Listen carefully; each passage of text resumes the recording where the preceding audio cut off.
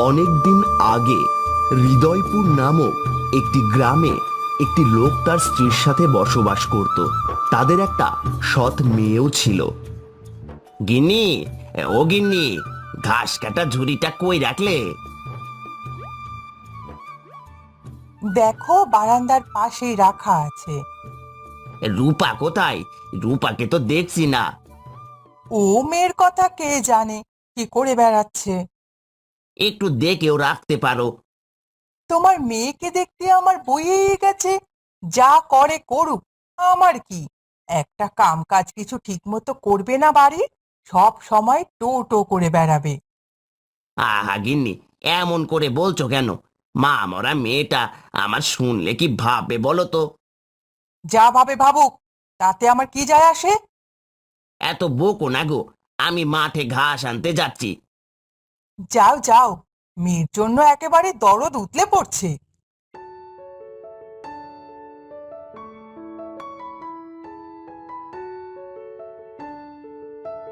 মা, ও মা, আমাকে কয়টা খেতে দেবে গো? সারাদিন তো টোটো করে বেড়াস, কোনো কাজ কাম নেই তোর? কাজ না করলে ভাত পাবি না। এমন করে কেন বলছো মা? আমি তো সব কাজই করি তোমার। রান্নাঘরে দেখ গে, অনেকগুলো বাসন পড়ে আছে, ওগুলো ধুয়ে মেজে তারপরে খা। মা, অনেক খিদে পেয়েছে, আগে খেয়ে নেই, তারপর না হয় বাসনগুলো মেজে দেব। আগে কাজ করবি, তারপরেই খাবি। তারপর রূপা বাসন মাজতে শুরু করে আর বলে, আমার কপালটা এতই খারাপ, আমার আজ এই অবস্থা। আমার মাটা যদি আজ বেঁচে থাকতো, নিশ্চয়ই আমার এত কষ্ট হতো না আজ। খিদে পেয়েছে আমার, তাও খেতে পারছি না। কি ব্যাপার, এত সময় লাগছে কেন তোর? বাসন মাজতে মাজতে তো এত জোরে শব্দ হচ্ছে কেন? একটা বাসন ভাঙলে তোকে আস্ত রাখবো না কিন্তু। তুমি কোনো চিন্তা করো না মা, আমার বাসন মাজা হয়ে গেছে। এবার আমাকে কয়টা খেতে দাও। হ্যাঁ, তোমার জন্য তো আমার আলাদা করে কষ্ট করাই লাগবে। নে ধর, খেয়ে নে। দেও মা, আমার অনেক ক্ষুধা পেয়েছে, দাও দাও।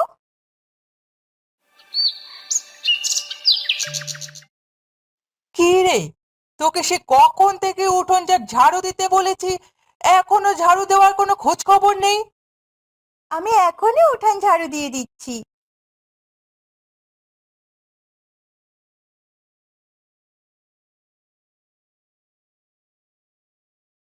কি মা রূপা, কি করছিস? এই তো বাবা, উঠানটা ঝাড়ু দিচ্ছি। দুপুরে খেয়েছিস তো মা? আমাকে নিয়ে এত চিন্তা করো না বাবা, আমি ঠিকঠাক খেয়ে নিয়েছি। তারপর সেখানে হঠাৎ করে একজন বৃদ্ধা চলে আসে। আমি তোমাদের কাছ থেকে কি একটু জল পেতে পারি? কে আপনি? আপনাকে তো চিনলাম না। আমাকে তুমি চিনবেও না, একটু জল দিতে পারবে? কেন নয়, আপনি এখানে বসুন, আমি আপনার জন্য জল নিয়ে আসছি। কি হচ্ছে কি এখানে? কাকে জল দিচ্ছে? আসলে মা, বৃদ্ধ লোকটার অনেক জল তেষ্টা পেয়েছিল, তাই আমি ওনাকে একটু জল দিচ্ছি। ইস, মেয়ে দরদ যেন বৃদ্ধর ওপরে উতলে পড়ছে। এই নিন আপনার জল, জল খেয়ে আপনি শান্তি করুন একটু। বৃদ্ধ লোক কতটা পথ পাড়ি দিয়েছেন। এত দয়া আহ্লাদ কোথা থেকে আসে? বিয়ে দিয়ে দেবো এই বুড়োটার সাথে তোকে। তুমি এসব কি বলছো মা? এই বুড়ো, এই, তুমি কোথা থেকে এসেছো?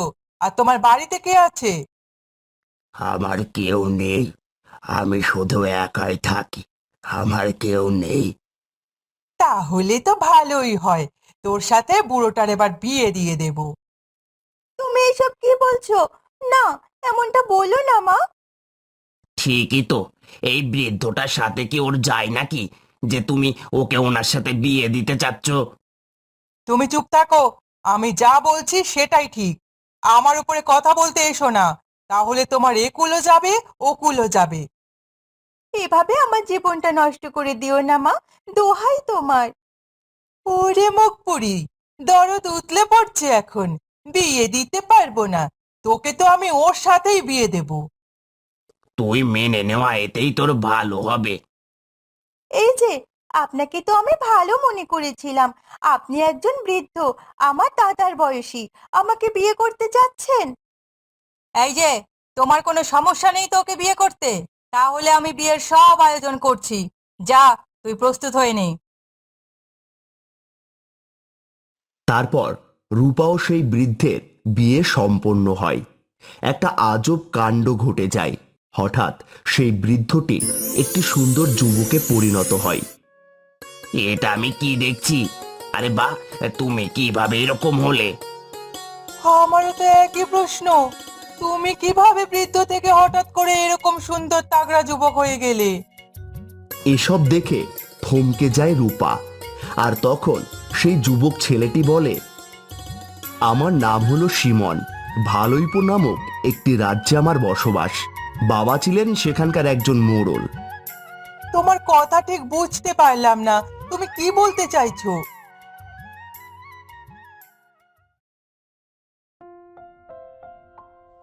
বাবা জীবন, অনেক তো বেলা হলো, এবার নে, খেয়ে নে।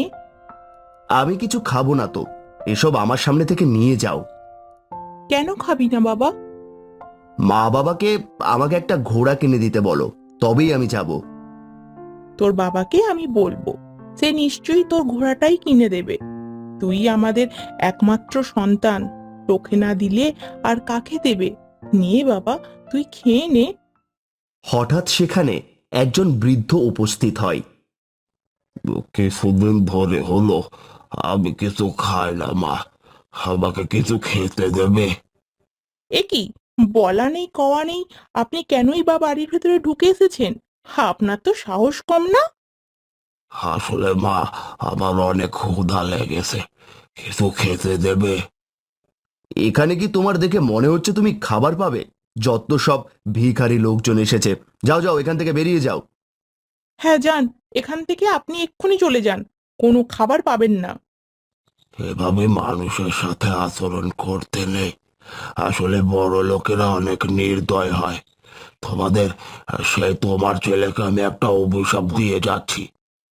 তোমার অভিশাপ কাজে লাগবে নাকি অভিশাপ দিতে এসেছো? তর্ক করার ফল তোদের ভালো হলো না। আমি আজ থেকে অভিশাপ দিলাম, তুই আমার মতোই বৃদ্ধে পরিণত হবি। বৃদ্ধ বলতে না বলতেই সিমন একটি বৃদ্ধে পরিণত হয়। আপনি আপনি কি করলেন? আমার ছেলেটাকে এরকম বৃদ্ধ বানিয়ে দিলেন। তো মানুষের এমনই শিক্ষা হওয়া উচিত।